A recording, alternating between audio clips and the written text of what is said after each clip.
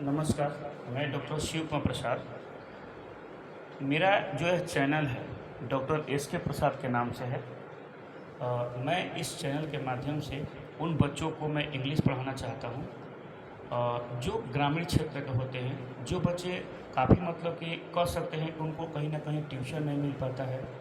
तो एक शिक्षक होने के नाते ये हमारा दायित्व है, मेरा कर्तव्य है कि उन बच्चों के लिए जिनको उस तरह से बेहतर ट्यूशन नहीं मिल पाते हैं इंग्लिश के, मैं उनका इंग्लिश सुधार में अपना महत्वपूर्ण भूमिका निभा सकूँ। और लेकिन मैं यह कहना चाहता हूँ कि यदि आप मेरे इस चैनल पर नए हैं तो कृपया सब्सक्राइब कर लें, बेल आइकन दबा लें, इसलिए कि जब भी मैं वीडियो प्रोवाइड करता हूँ तो आपकी नोटिफिकेशन पहले आपको मोबाइल पर जाए और आप देखिए। मैं स्पष्ट कर देना चाहता हूँ कि मैंने यह जो चैनल बनाया था स्पेशली अपने स्टूडेंट्स के डिमांड्स पर ही, कि जो कोरोना काल जब आया था तो उस समय जब बच्चे घर बैठ गए थे तो उन्हें लगता था कि हम लोग कैसे सर इंग्लिश पढ़ें। तो मैंने यह चैनल बनाया था और उस समय मैंने कुछ वीडियोज़ भी बनाए थे जो शुरुआत में पार्ट्स ऑफ स्पीच के जो 8 गो पार्ट्स ऑफ स्पीच होते हैं तो उन पर मैंने वीडियोज़ बनाए थे, आप देख सकते हैं उसमें जाकर। और फिर मैं उस आगे के जो चीज़ों को, उस टॉपिक को मैं कंटिन्यू करना चाहता हूँ पुनः।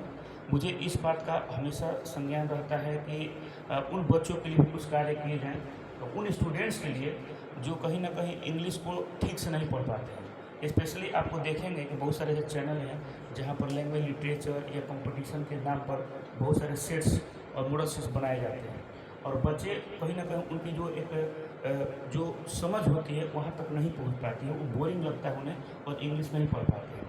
मैं बिल्कुल भी बता दूं कि मैं ग्रामीण क्षेत्र से बिलोंग करता हूं। अलग बात है कि मैं टाउन में रह करके पढ़ाया हूं, मैंने कोचिंग भी चलाए हैं, बहुत सारी चीज़ें, तो मैं वो चीज़ें बातें यहाँ पर शेयर नहीं करना चाहता।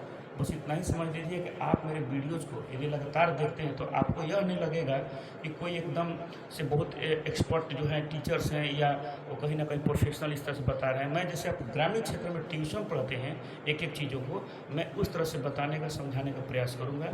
और क्योंकि हमारा उद्देश्य यही है कि जो बच्चे, जो भी कोई स्टूडेंट हो, चाहे वो मैट्रिक के हो, इंटर के हो, ग्रेजुएशन के हो, एमए के स्तर के हो या कोई कंपटीशन की तैयारी कर रहे हों, उन्हें लगेगा कि मुझे बिल्कुल एक जीरो से एक ट्यूशन की तरह पढ़ाया जा रहा है। तो मेरी कोशिश यही होगी कि मैं आपको स्पेशली ट्यूशन पढ़ाऊँ, जैसे एकदम बच्चे की तरह। मैं ये मान के चलता हूँ कि आपको कुछ नहीं आता है, एकदम शुरू से, जैसे कह सकते हैं कि हम ABCD से पढ़ना शुरू करते हैं इंग्लिश को, उस तरह से। बहुत से ऐसे हम देखते हैं कि जो शहरी क्षेत्रों में बहुत सारे इंग्लिश मीडियम के स्टूडेंट्स होते हैं जो बोलना तो सीख लेते हैं क्योंकि उनके जो टीचर्स होते हैं वो इंग्लिश में टॉकिंग करते हैं, क्वेश्चनिंग आंसरिंग करते हैं, लेकिन वो कहीं ना कहीं उनका ग्रामेटिकल जो नॉलेज है, जो बेसिक नॉलेज है, वो वीक होता है। तो यदि आपके ग्रामेटिकल कंटेंट्स बहुत स्ट्रॉन्ग हैं तो I think you will be capable to do everything which is required in English language. Suppose that you will be appeared in competitive examinations, you will be appeared in different type of examination. I think you will be capable to give the answer of any questions if you have the knowledge in grammatical portions. तो मेरा उद्देश्य यही है कि grammatically आप इतना strong रहें कि आपको किसी तरह का दिक्कत नहीं हो। देखिए, ग्रामर का इम्पोर्टेंस इसलिए ज़रूरी है, जैसे मान लीजिए कि आप कोई चीज़ ट्रांसलेट करना चाहते हैं तो ट्रांसलेशन में ग्रामर की आवश्यकता होती है। लोग कहते हैं कि ट्रांसलेशन अलग है, बहुत से ऐसे टीचर्स देखेंगे कि ट्रांसलेशन अलग पढ़ाते हैं, ग्रामर अलग पढ़ाते हैं। ऐसा कुछ नहीं होता है। ग्रामर का दो मतलब कि इम्पोर्टेंस होता है जहाँ तक मैंने समझा है। एक तो कंपटीशन के लिए, कंपटीशन बहुत सारे ग्रामेटिकल पोर्शन भी क्वेश्चन पूछे जाते हैं, आपके इंटरमीडिएट में भी, ग्रेजुएशन में भी, मैट्रिक में भी बहुत सारे प्रश्न पूछे जाते हैं ग्रामेटिकल कॉन्टेंट्स का, जैसे डिग्री वॉइस, नरेशन, पंक्चुएशन, बहुत सारी चीज़ होते हैं। लेकिन मेरा ग्रामर का देखने का नज़रिया यह है कि suppose that you want to improve your language fluency, then I think these contents will support you to have the correct sentences। तो यदि आप स्पीकिंग कर रहे हैं या लिख रहे हैं तो आप सही तरीके से लिख पाएंगे, करेक्ट लिख पाएंगे, इसके लिए आपको ग्रामेटिकली स्ट्रॉन्ग होना जरूरी है। कोई ऐसा सेंटेंस बता दीजिए जिसमें ग्रामर का इनपुट ना हो।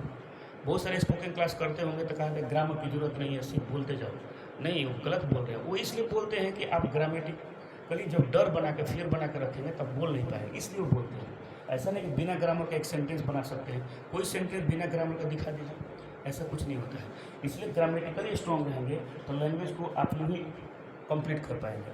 जैसे मान लीजिए कि मैंने यहाँ पर लिखा है, जब मैं क्लास लेना शुरू करता हूँ तो मैं आपको शुरू से इसलिए कि ग्रामेटिकल जितने भी टॉपिक्स हैं, चाहे वो पार्ट्स ऑफ स्पीच से लेकर के, नाउन से लेकर के, चाहे नरेशन, डिग्री, वॉइस, जो भी हो, मैं कोई ऐसा टॉपिक नहीं मैं छोड़ूंगा। यदि आप मेरे रेगुलर क्लासेस देखेंगे, रेगुलर वीडियो देखेंगे, तो मैं कोशिश करूँगा कि इंग्लिश में जितने भी ग्रामेटिकल टॉपिक्स हैं, कंटेंट्स हैं, मैं सभी को एकदम सिस्टमेटिक तरीके से एकदम ट्यूशन की तरह पढ़ाने का प्रयास करूँगा।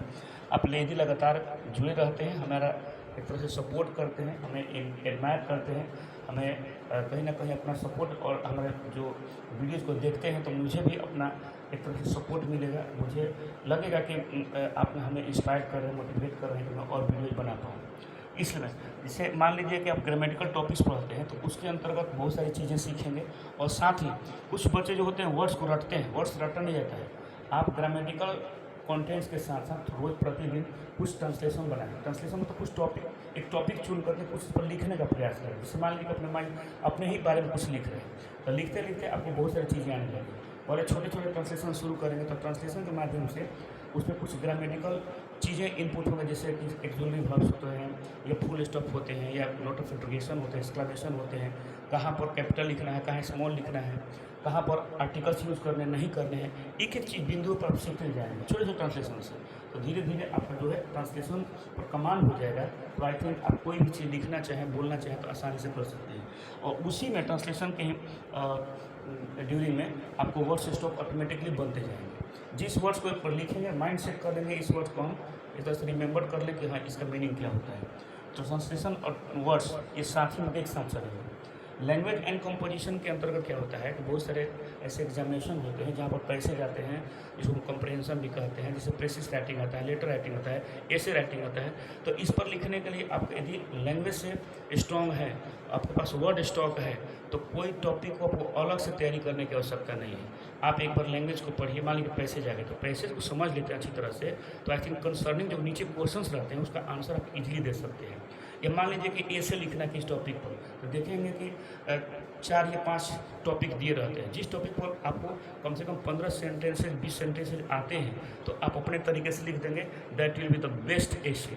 तो ये मतलब कि तरीका होता है। कुछ बच्चे रट्टा मारते हैं इस को, ये गलत तरीका है। लेटर एप्लीकेशन की जहाँ तक बातें हैं, जो पत्र होते हैं, एप्लीकेशन होते हैं, उसका सिर्फ क्राइटेरिया जानना होता है। उसमें कहीं ना कहीं कॉमन सेंटेंसेज यूज किए जाते हैं। बहुत सारे सिर्फ आपको डिजाइनिंग सीख लेना है कि कैसे लिखते हैं, बाकी चीज़ें बहुत आसान है। प्रेसिस राइटिंग होते हैं, जितने भी कोई पैसे दिए रहते हैं, टोटल वर्ड्स को काउंट करके 1/3 काउंट करके हम लोग उसको किस प्रकार से लिखते हैं इसको भी हम बता देंगे। लेकिन आपको सबसे पहले आपको थोड़ा ट्रांसलेशन स्ट्रॉन्ग करना होगा, ग्रामेटिकल टॉपिक्स को स्ट्रॉन्ग करना होगा। वर्ड्स अगर ठीक ठाक हो जाएंगे तो ऑटोमेटिकली धीरे धीरे धीरे धीरे आपके चीज़ें बहुत आसान होती जाएंगी। स्पीकिंग का जहाँ तक सवाल है, सपोज दैट कि if you will be capable to translate all type of Hindi sentences into English, then it will be easy to have any sentences with any person. Like you will be capable to talk with any other. Suppose that someone will ask you some questions, someone will try to ask you something, then you will be capable to give the answer. And in this way, you can continue your conversation and speaking also. तो speaking is not another thing, that is आपको इतना capability बनानी पड़ेगी, अपना जो knowledge है उस तरह से गेन करना होगा कि किसी भी हिंदी सेंटेंस को हम ट्रांसलेट करके बस only you need to do the practice. मतलब कि आपको रेगुलर कुछ ना कुछ बोलने होंगे और आदत बनाना है। तो उसको हम लास्ट में कराते हैं जब ये चीज़ें सब ठीक हो जाएंगी। जहाँ तक कॉम्पिटिटिव कोर्स का सवाल है, तो कॉम्पिटिटिव कोर्स अलग नहीं होता है।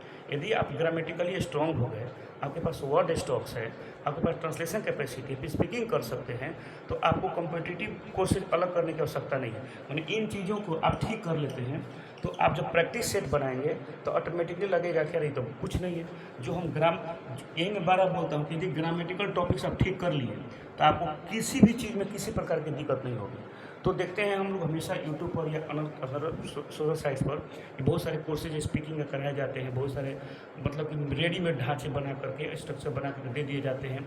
बच्चा रट्टा मार रहा है, उससे इंग्लिश को नहीं सीखता है। मुझे लगता है कि आप सबसे पहले ग्रामेटिकल कंटेंट्स को ठीक करें, और उसी के साथ साथ मेरी कोशिश होगी कि वर्ड्स कैसे स्टॉक बनाते हैं, ट्रांसलेशन को कैसे स्ट्रॉन्ग करते हैं, या लैंग्वेज लिटरेचर को कैसे ठीक करते हैं, स्पीकिंग कैसे इंप्रूव करते हैं, आपका कॉम्पिटिटिव मतलब कि जो क्वेश्चंस आते हैं, मॉडल सेट आते हैं, उसको कैसे बनाते हैं, सॉल्व करते हैं इजीली। ये सारे जो हेजिटेशन है, झिझक है, मैं कम करने का प्रयास करूँगा।